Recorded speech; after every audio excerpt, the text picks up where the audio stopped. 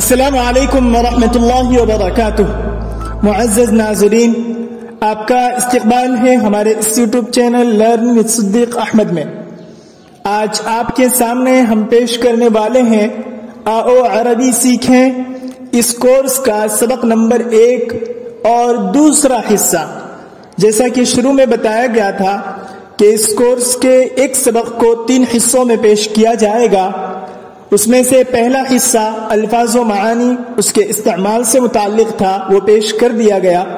اب گرامر سے متعلق ہے، یعنی نحو و صرف کے قواعد اس میں پیش کیے جائیں گے اور انہیں مثالوں سے سمجھایا جائے گا۔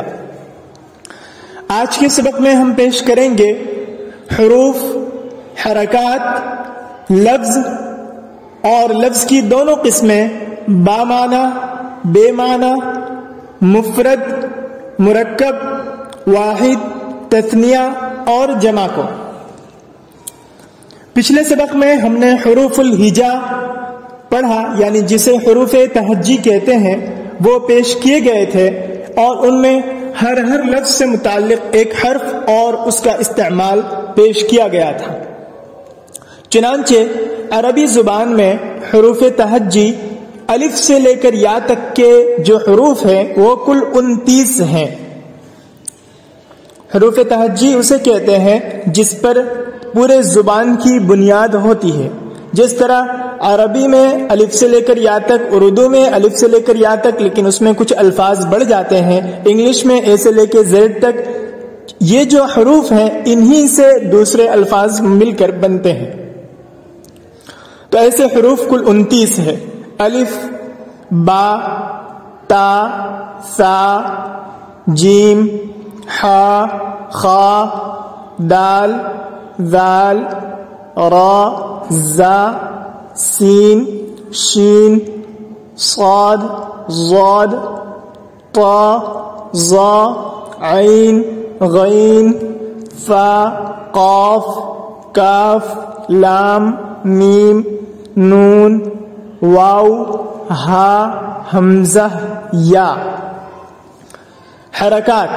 حرکات دراصل زبر، زیر، پیش کو کہتے ہیں، اور جزم اس کو کہتے ہیں جس پر کوئی حرکت نہ ہو بلکہ سکون ہو۔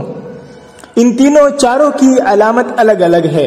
اس کو ہم مثالوں سے سمجھتے ہیں، جیسے اللہ، اس میں حمزہ کے اوپر جو زبر ہے اس کو حمزہ کے اوپر جو ہم نے پڑھا، جس کا تلفظ کیا، اسے زبر کہیں گے۔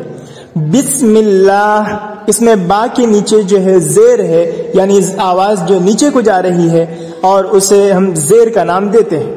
قل، اس میں جو قاف ہے اس پر پیش ہے، اس میں ہونٹ گول ہوتے ہیں اور اوپر کی طرف آواز جاتی ہے، تو اسے پیش کہتے ہیں۔ قل میں قاف پر پیش ہے اور لام پر جزم ہے، یعنی سکون ہے۔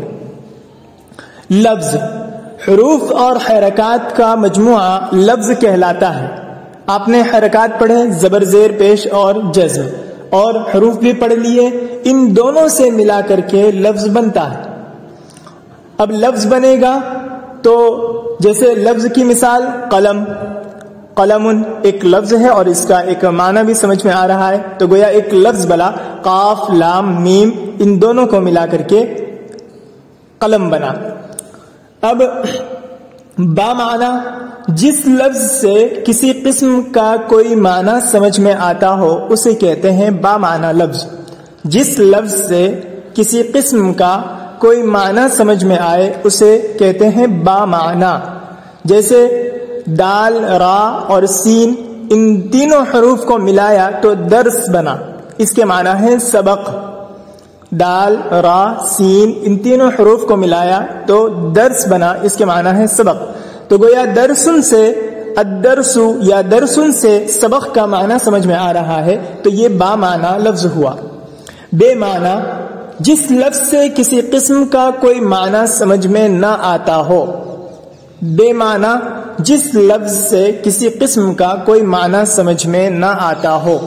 جیسے دیز، زید کو الٹا کریں دیز، دال یا زا، دیز، اس کا عربی میں کوئی معنی نہیں ہے، تو اس سے کسی معنی کا پتہ نہیں چلتا، لہذا یہ بے معنی لفظ ہے جسے دوسرے حرف میں دوسرا نام جس کا مہمل کہتے ہیں، دوسرے الفاظ میں اسے مہمل بھی کہتے ہیں۔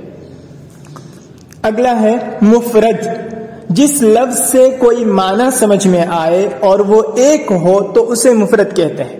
جس لفظ سے کوئی معنی سمجھ میں آئے اور وہ ایک ہو تو اسے مفرد کہتے ہیں، جیسے کتابن، ایک کتاب یا کوئی کتاب، اسے مفرد کہیں گے کیونکہ اس سے ایک کتاب یا کسی کتاب کا معنی سمجھ میں آ رہا ہے۔ مرکب، دو یا دو سے زیادہ الفاظ کے مجموعے کو مرکب کہتے ہیں، جیسے کتاب مفید۔ دیکھیے کتاب اور مفید یہ دونوں لفظ ملا تو یہ دونوں لفظ مل کر مرکب بنے ہیں۔ کتاب مفید، مفید کتاب، اس کا معنی ہے مفید کتاب۔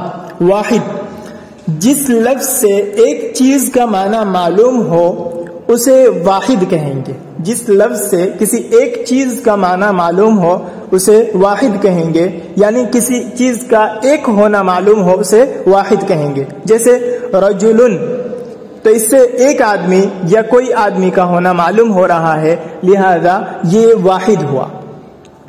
تثنیہ، جس لفظ سے دو چیزوں کا معنی معلوم ہو، دو چیزوں کا معنی معلوم ہو اسے تثنیہ کہیں گے، جیسے رجلانی، اس میں دو آدمی، تو رجلن میں ایک آدمی تھا لیکن رجلانی اس میں آدمی کی تعداد بڑھ گئی تو گویا دو آدمی کا پتہ چل رہا ہے اس لفظ سے، یہ لفظ تثنیہ ہے۔ رجلانی، دو آدمی، لہذا دو آدمی کے معنی اس سے دو آدمی کا ہونا معلوم ہو رہا ہے، اس کو تثنیہ کہیں گے۔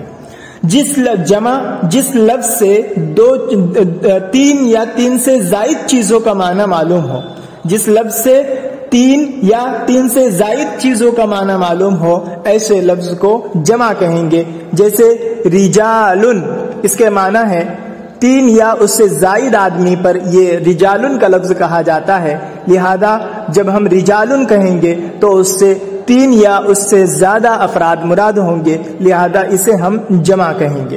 تو یہ تھے جو مجموعی طور پر حروف، حرکات، لفظ اور لفظ کی دونوں قسمیں، با معنی، بے معنی، مفرد، مرکب، واحد، تثنیہ اور جمع، یہ تمام تعریف کے ساتھ پیش کیے گئے اور ان کو مثالوں سے سمجھایا گیا۔ اب آپ ان تمام پر، یعنی یہ جو 10 چیزیں پیش کی گئی ہیں، ان تمام پر آپ مشق کریں گے، ایک ایک جملہ اپنی طرف سے بنائیں گے، ایک ایک حرف اپنی طرف سے لائیں گے، اور جیسے الف اس سے بنانا ہے، حروف بنانا ہے تو لفظ بنانا ہے تو لفظ آپ جوڑ کر بنانے کی کوشش کریں گے، پھر با معنی اور بے معنی الفاظ اس کی مثالیں ایک دو لکھیں گے، مفرد، مرکب، واحد، تثنیہ اور جمع، ان تمام کو مثالوں میں 2 یا 3 مثالوں میں اپنے طور پر مشق کریں گے تو انشاءاللہ اس کا اجرا بھی ہو جائے گا۔